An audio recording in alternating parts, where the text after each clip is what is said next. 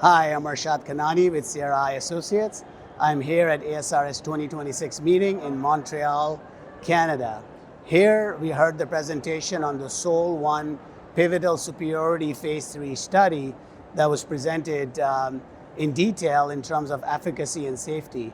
It's looking at OTX-TKI or Axpaxli, which is a sustained delivery drug platform using a hydrogel, and it has a TKI called Axitinib, which targets VEGF receptors intracellularly. SOL-1 study is the first superiority study that has met the primary endpoint in our space with a highly significant p-value of 0.0006. In this study, patients received 2 loading doses followed by either Axpaxli or aflibercept 2 milligrams, and then they were followed to look at disease activity, and if they met the 15-letter or greater loss criteria, they were rescued. So the primary endpoint was superiority in vision protection or maintenance. And what we saw that patients who were treated with Axpaxli, they had much better disease control, and they were able to maintain vision much longer than aflibercept 2 milligrams. When you look at durability, you see that with a single dose of Axpaxli, we can go 9 months or 12 months in majority of the patients with wet AMD. I think this is a great milestone for our field where we have a superiority study that's compared head-to-head with 2 milligrams of aflibercept.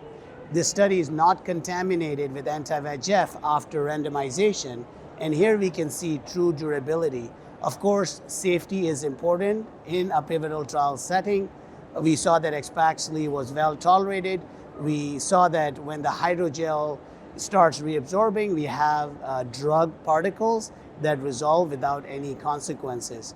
So to summarize, SOL-1 study shows superior durability of Axpaxli with majority of the patients going 9 to 12 months after single dose of Axpaxli. And I think it's very relevant for our patients with wet AMD where they lose vision in the real world due to undertreatment, and Axpaxli can really help our patients have disease control and decrease treatment burden. What happens in the real world is that many of our patients, up to 40%, will drop out in the first 1 to 2 years.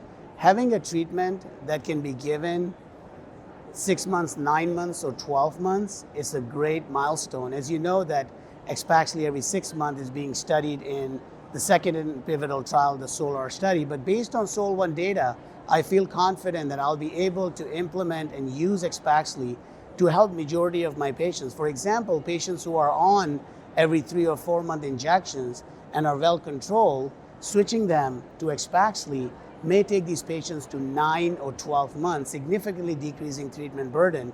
And then we have patients in our clinic who need injection every 4, 6, or 8 weeks. If I can introduce Axpaxli as a foundational therapy to extend the treatment interval, I think that will really help with the treatment burden and quality of life.